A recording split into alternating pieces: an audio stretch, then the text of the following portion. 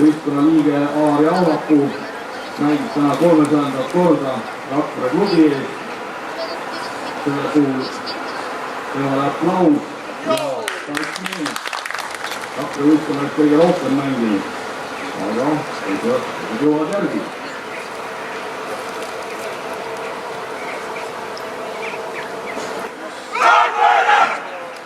Tantsmees on võistkond tagumisel.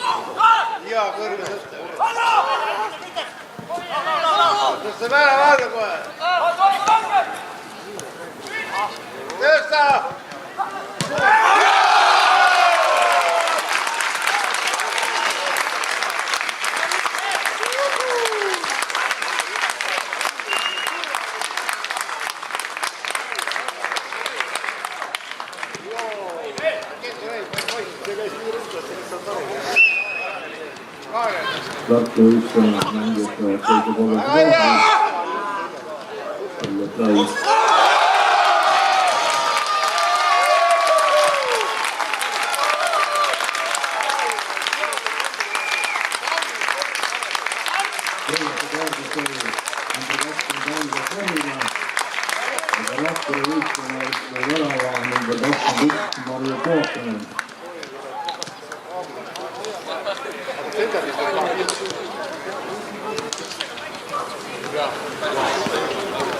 Lükka Aun ära!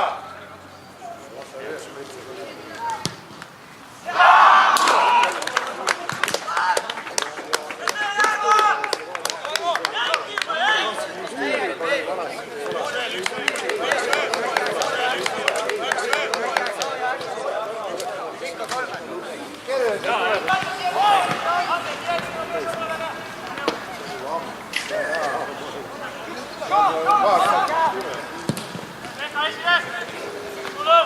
ball siit! Hei, Tarmo!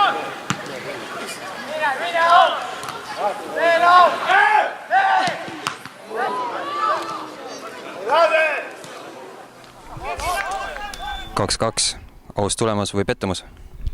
Eks mängupildi jälgi aus tulemus, aga pettumus ikkagi treenerile 2-2 viiki mängida, et oli võimalus mäng ära võita, aga viimaste minutitega siis andsime võidu käest ära ja tulemus 2-2.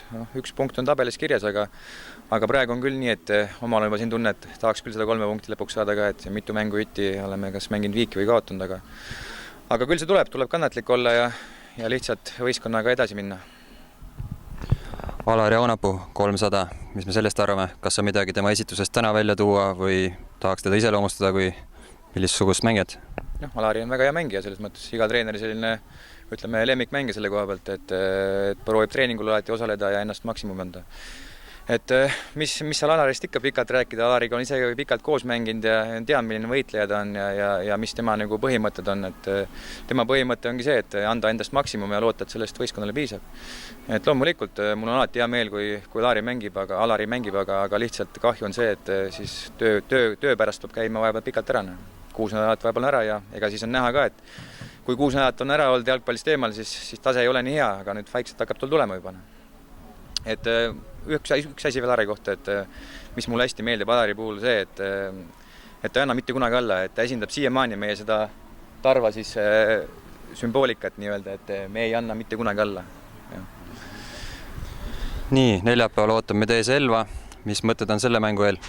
Pigem ootame meie Elvat siia, aga lihtsalt mõtted on sellised, et kõigepealt loodame sealt 3 punkti saada lõpuks siis. Ja loomulikult, et mängijad oleks iga mäng meile õpetuseks ka. Et praegu on nagu läinud, et kaotame mängu, võidame mängu, läheme järgmine kord mängule samasuguse suhtumisega, et tegelikult peaks nüüd sellest viigist ka õppima, et kui me tahame seda ikkagi võiduks pöörata, siis on vaja lihtsalt natuke rohkem endast anda kohe.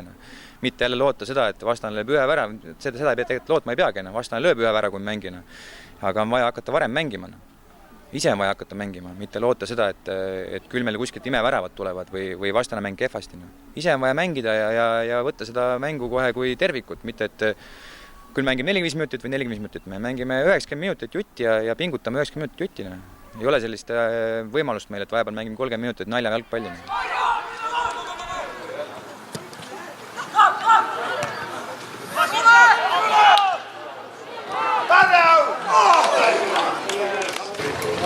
Järgmine mäng ja 29. augustil ja 19. kui Tarvat kohtub